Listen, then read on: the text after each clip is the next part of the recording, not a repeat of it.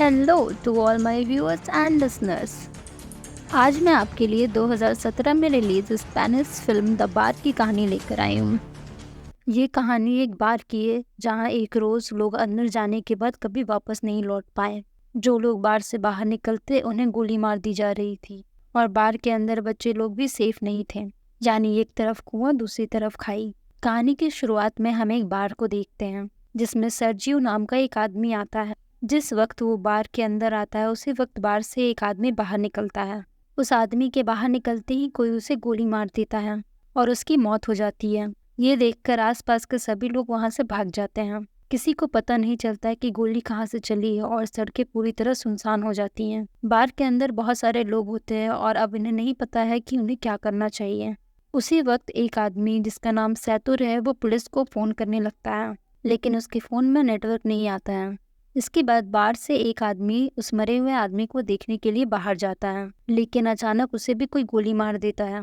इससे बार के अंदर मौजूद सारे लोग बुरी तरीके से डर जाते हैं। बार के अंदर एक लड़की होती है जिसका नाम एलिना है। वो कहती है कि हमें टीवी पर न्यूज़ देखना चाहिए, और जब वो टीवी ऑन करते हैं तो इस हादसे के बारे में टीवी पर कोई न्यूज़ नहीं होती है। कुछ देर के बाद जैसे ही इन लोगों की नज़र बाहर जाती है, उन दोनों की डेड बॉडी वहाँ से गायब हो जाती है और वो जगह भी क्लीन हो जाती है। इन सबको कुछ समझ नहीं आता है कि यहाँ क्या हो रहा है। तभी सैतुर कहता है, मुझे लगता है कि कोई चाहता है कि हम में से कोई भी इस बार से बाहर ना निकले। फिर सर्जियो कहता है, हो सकता है कि हम में से कोई मर्डरर हो, या हो सकता है हम में से कोई टेररिस्ट हो जिसके पास कोई डेंजरस एक्सप्लोजिव आइटम हो और पुलिस उसे पकड़कर मारना चाहती हो। ये सुनकर एक आदमी जिसका नाम नाचो है वो पैर से अपने बैग को छुपा देता है और सर्जियो उसे ऐसा करते हुए देख लेता है। नाचो के बैग को सारे लोग ले लेते हैं और जब उसे खोलते हैं तो उसमें से एक कपड़ा और एक हार्ड डिस्क निकलती है। तभी नाचो कहता है कि इसमें ऐसी कोई भी चीज़ नहीं है जिससे किसी को भी नुकसान हो। वो बताता है कि मैं एक एड कंपनी में काम करता हूँ और इस हार्ड डिस्क में मेरे काम की फाइल्स हैं, लेकिन कोई भी उसकी बात पर विश्वास नहीं करता है। एलेना उसके हार्ड डिस्क को तोड़ देती है, लेकिन इसके अंदर कुछ भी नहीं होता है। नाचो को इस बात से बहुत दुख होता है। तभी नाचो देखता है सामने काउंटर पर एक ब्रीफकेस रखा हुआ है और वो सबसे पूछता है कि ये ब्रीफकेस किसका है। सर्जो बताता है कि ये ब्रीफकेस मेरा है। इसके पहले वो अपना ब्रीफकेस लेता है और बार की ओनर वो ब्रीफकेस उठा लेती है। सर्जो उन्हें ब्रीफकेस खोलने से मना करता है, लेकिन तभी एक आदमी जिसका नाम इजराइल है वो ब्रीफकेस को खोल देता है। ब्रीफकेस के अंदर औरतों के कुछ कपड़े निकलते हैं। इससे पहले कोई कुछ समझ पाता, इन्हें बाथरूम से एक अजीब सी आवाज आती है।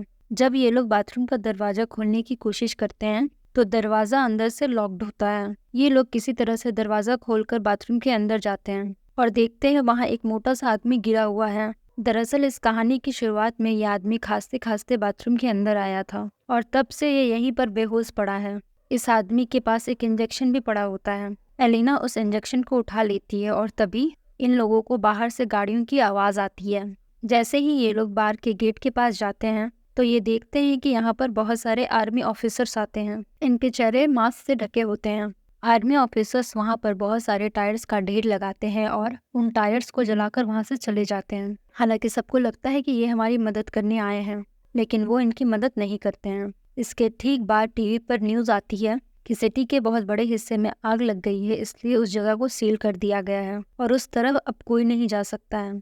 बार में फंसे लोगों को कुछ समझ नहीं आता कि सरकार क्यों झूठ बोल रही है। तभी वो आदमी जो बाथरूम में बेहोश था अचानक से सबके सामने आ जाता है। उसकी पूरी बॉडी बहुत बुरी तरीके से फूल चुकी होती है, साथ ही उसकी आंखें भी डरावनी और सफेद सी हो जाती हैं और वो वहीं पर गिरकर मर जाता है और मरने से पहले वो डू नॉट टच मी कहता है। ये लोग मरे हुए आदमी का फोन उठाते हैं और देखते हैं ये तो एक आर्मी ऑफिसर था। इसके फोन में और भी बहुत सारी तस्वीरें होती हैं जिसमें किसी वायरस से बचने के लिए लोगों ने पीपीई किट पहनी हुई होती है। अब बार के लोग समझ जाते हैं कि इस पूरे एरिया को क्वारंटीन कर दिया गया है। इसका मतलब ये आदमी जो अभी यहाँ मरा है वो इन्फेक्टेड था और इन्फेक्शन से इसकी जान चली गई, और हो सकता है यहाँ पर कुछ और लोग भी इन्फेक्टेड हो गए होंगे। वहीं नाचो को दिखाया जाता है जो किसी भी तरह अपने फोन में सिग्नल लाने की कोशिश कर रहा था। जब वो टेबल पे चढ़कर अपने फोन को ऊपर करता है तो उसके मोबाइल में सिग्नल मिल जाता है। तभी नाचो को कहा जाता है, तुम जल्दी से किसी भी मीडिया वाले को फोन करके सब कुछ बता दो। लेकिन तभी सैतुर भी फोन पे बात करने के लिए टेबल पर चढ़ जाता है, जिसके जिसके कारण टेबल टूट जाती है। फिर एक आदमी जिसका नाम एंड्रस है नाचो से फोन मांगता है, लेकिन तभी एम्पायरा उसे रोक देती है और कहती है इस फोन को मत छूना क्योंकि ये फोन उस इन्फेक्टेड आदमी का है और अगर तुमने इस मोबाइल को छू लिया तो तुम भी इन्फेक्टेड हो जाओगे। सर्जियो और एंड्रस इस बात से सहमत हो जाते हैं। अब नाचो और जिस किसी ने भी इस मोबाइल को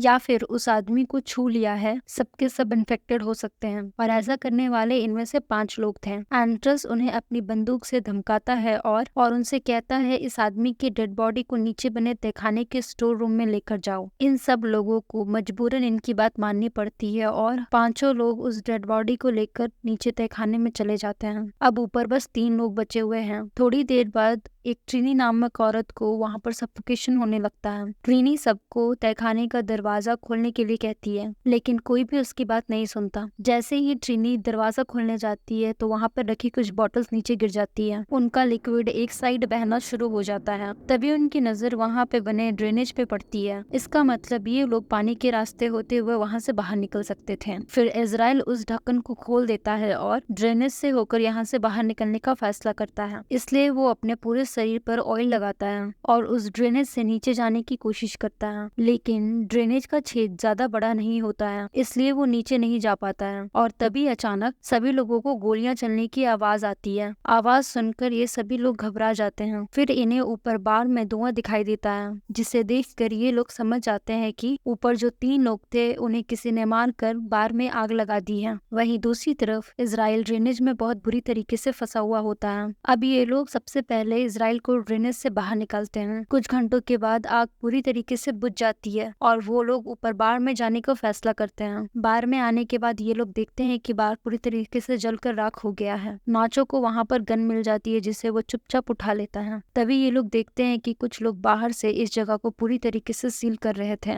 ये बड़ी ही खामोशी से सब कुछ देखते रहते हैं, क्योंकि अगर किसी को भनक लग गई कि अंदर 5 लोग अभी भी जिंदा है तो इन लोगों को भी मार दिया जाएगा। और तभी वहाँ मोबाइल बजना शुरू हो जाता है। यह उसी मोटे आदमी का मोबाइल होता है जिसकी अभी थोड़ी देर पहले मौत हुई थी। एलिना उसका फोन उठाती है और उसका व्हाट्सएप चैट पढ़ना शुरू कर देती है, जिसमें एक आदमी इस मोटे आदमी से पूछता है क्या वैक्सीन लेने के बाद तुम्हारी तबीयत में कुछ सुधार है। ये मोटा आदमी कहता है नहीं, मेरी तबीयत बहुत खराब है और मैं किसी बार के वॉशरूम में छुपा हुआ हूँ, तुम मेरे पास आने की कोशिश मत करना। अब एलिना इसके पुराने चैट्स पढ़ती है जिसमें लिखा होता है कि मेरे पास अभी 4 वैक्सीन और बची है। ये लोग समझ जाते हैं इसके पास जो इंजेक्शन था वही इस वायरस का वैक्सीन है। ये पढ़कर सारे लोग खुश हो जाते हैं कि ये वैक्सीन काम कर सकती है, लेकिन फिर भी इनके मन में एक डाउट आता है कि अगर इस आदमी ने वैक्सीन ली थी तो इसकी मृत्यु कैसे हो गई। अचानक इसके बाद वो फोन बजना शुरू हो जाता है, लेकिन इससे पहले वो फोन उठा पाते इसकी बैटरी लो होने के कारण ये स्विच ऑफ हो जाता है और अब ये किसी न किसी तरीके से फोन को चार्ज करने की कोशिश करने लगता है। तभी एलिना कहती है कि इस आदमी ने चैट्स में कहा था कि इसके पास 4 वैक्सीन और बची है, तो क्यों ना हम इन 4 वैक्सीन को ढूंढें। फिर ये लोग स्टोर रूम में इसके लाश के पास जाते हैं, लेकिन इन्हें वहाँ पर कोई वैक्सीन नहीं मिलती है। इसके बाद फिर ये वॉशरूम में जाते हैं जहाँ पहले ही इजराइल वैक्सीन के साथ बैठा होता है। इजराइल किसी एक से मरने के लिए कहता है क्योंकि वो लोग 5 थे और वैक्सीन सिर्फ 4 थी, इसलिए इजराइल सबसे पहले एक इंजेक्शन निकाल कर खुद को इंजेक्ट कर लेता है। नाचो उस पर बंदूक तानता है, लेकिन इजराइल फिर भी वैक्सीन लगा लेता है, जिसके बाद नाचो और इजराइल के बीच में लड़ाई हो जाती है। इजराइल नाचो पर भारी पड़ता है और उसकी गन छीन लेता है। इसी लड़ाई के दौरान वैक्सीन हाथ से छूटकर नीचे तहखाने में गिर जाती है। ट्रिनी तहखाने में जाकर वैक्सीन को उठा लेती है, लेकिन तभी वैक्सीन उसके हाथ से छूटकर नीचे नाले में गिर जाती है। बेचारे सारे बैठकर सोचने लगते हैं कि वैक्सीन को नाले से कैसे निकाला जाए। इन सब में एलिना सबसे पतली होती है, इसलिए ये लोग उससे पूछते हैं कि क्या तुम नीचे जाकर उस वैक्सीन को ला सकती हो। पहले एलिना इस बात से इनकार कर देती है, लेकिन बाद में वो तैयार हो जाती है। इसके बाद एलिना की बॉडी पे ऑयल लगाते हैं और उसे उस छोटे से छेद के अंदर ढकेल देते हैं। बहुत ही मुश्किलों के बाद वो नीचे नाले में गिर जाती है। एलिना वैक्सीन ढूंढकर पानी से बाहर आ जाती है। तभी नाचो वैक्सीन को तार पर बांधकर ऊपर भेजने के लिए कहता है, लेकिन एलिना वैक्सीन भेजने से मना कर देती है क्योंकि उसे पता था कि 4 लोग बचे हैं और वैक्सीन सिर्फ 3 ही है। एलिना सबसे कहती है कि अगर तुम्हें वैक्सीन चाहिए तो तुम्हें नीचे आना पड़ेगा। फिर ये लोग ड्रेनेज के छेद को बड़ा करते हैं। तब तक एलिना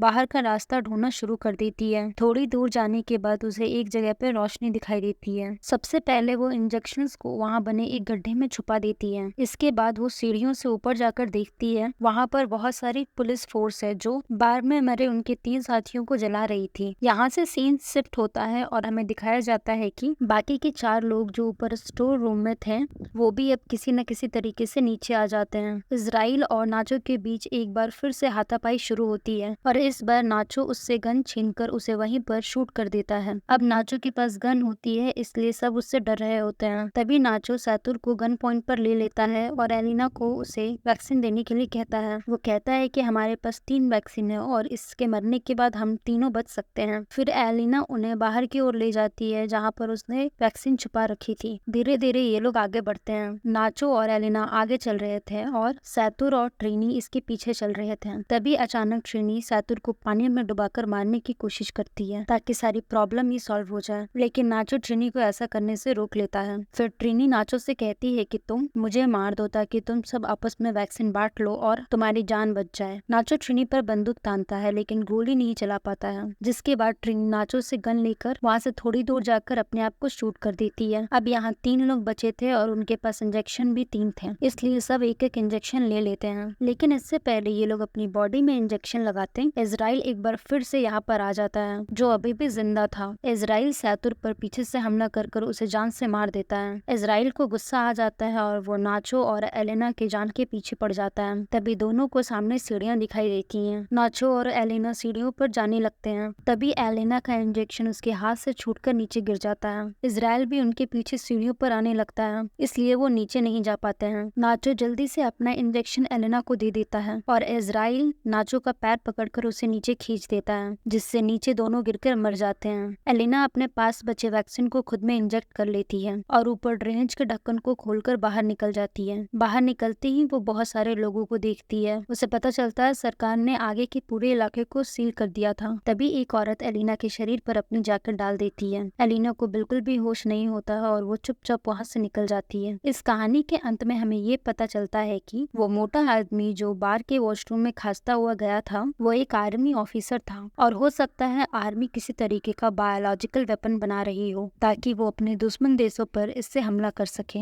लेकिन इस दौरान इनका अपना एक ऑफिसर इन्फेक्टेड हो गया होगा। हालांकि इनके पास इस इन्फेक्शन की वैक्सीन भी थी, लेकिन ये ऑफिसर बीमार था शायद, इसलिए वैक्सीन ने इसके ऊपर असर नहीं किया। और जब आर्मी को पता चलता है कि उनका वो ऑफिसर उस बार के अंदर है तो उन्होंने पूरे एरिया को सील कर दिया ताकि वहाँ से कोई भी बाहर नहीं निकल पाए और इस वायरस को इस जगह से आगे फैलने से रोका जा सके, चाहे इसके लिए उन्हें कुछ बेगुनाह लोगों को मारना क्यों ना पड़े। थोड़े बहुत लोगों के जान के बदले वो पूरे देश को खतरे में नहीं डाल सकते थे, इसलिए उन्हें मजबूरन ये कदम उठाना पड़ा। तो अब आप बताएं कि सरकार ने ये कदम उठाकर सही किया या गलत। और इसी के साथ यहाँ पर ये कहानी खत्म होती है। वीडियो के आखिर तक बने रहने के लिए आप लोगों का बहुत बहुत शुक्रिया। तो फिर मिलते हैं अगली वीडियो के साथ, तब तक के लिए बाय बाय, टेक केयर।